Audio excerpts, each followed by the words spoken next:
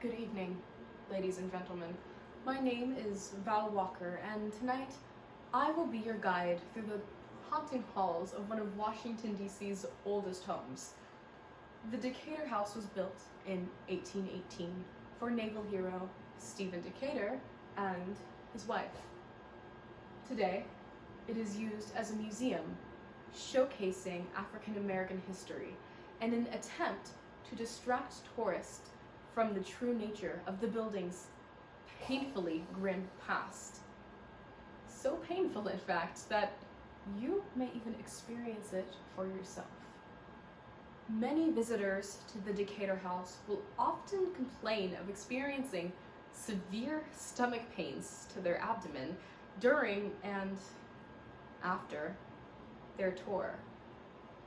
Common symptoms include feelings of intense vertigo, vomiting, and in the most extreme cases, we've had reports from visitors experiencing signs of internal bleeding several days after their tour at the Decatur House. When they go to visit their doctors, the doctors are unable to provide any adequate explanation. But I like to think that I can help provide some explanation for these odd occurrences. You see, Stephen Decatur died in his bedroom after experiencing an excruciating pain in his stomach for over 2 days. He was shot during a duel with none other than Commodore James Barron. Now you may be wondering, why would two high-ranking naval officers engage in a death-dealing duel? Well, in order to answer that, we'll have to go back even further into history. So in 1807, before he was stripped of his command, Barron commanded the USS Chesapeake. When it was brutally attacked by the British HMS Leopard, Barron offered little to no resistance and surrendered almost immediately. The British were after deserters and tried 4 sailors, hanging 1 and sentencing the remaining 3 to inhumane punishment. The event was humiliating for the young United States, and as a result of his poor leadership and cowardice, Barron was stripped of duty for 5 years.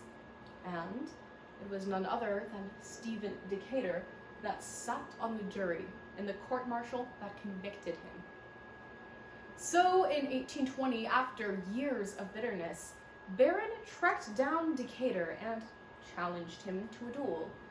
Decatur foolishly agreed, and that's when James Barron, more than happily, shot his enemy right through the gut. The Commodore was rushed to his home, where doctors tried in vain to save the naval hero. But even after several attempts of sewing the wound back up, Decatur's blood soaked through every last bed sheet. It is said that he shouted, "I did not know any man could suffer such pain," until it at last became too much to bear, and the Commodore succumbed to his wounds. His wife was standing by his side as his body fell limp and lifeless, and she immediately just went crazy, crying, screaming, shouting, and calling out until the doctors finally had to sedate her. Mrs. Decatur never recovered from her husband's death. But Decatur's ghost appeared almost immediately following his death. He is often seen gazing out the upstairs window, watching the streets, almost as if awaiting the arrival of Barron. The apparition appears so often, in fact, that the window eventually had to be walled up. But Decatur's ghost is a persistent one, and they say that even to this day, you can still catch a glimpse of him sneaking out his back door in the early morning with pistols in hand.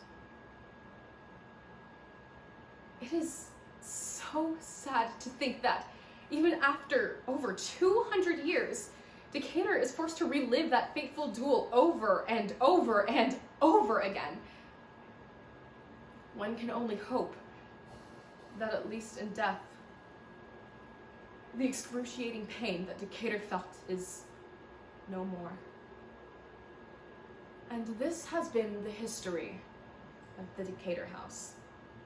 Thank you for joining me.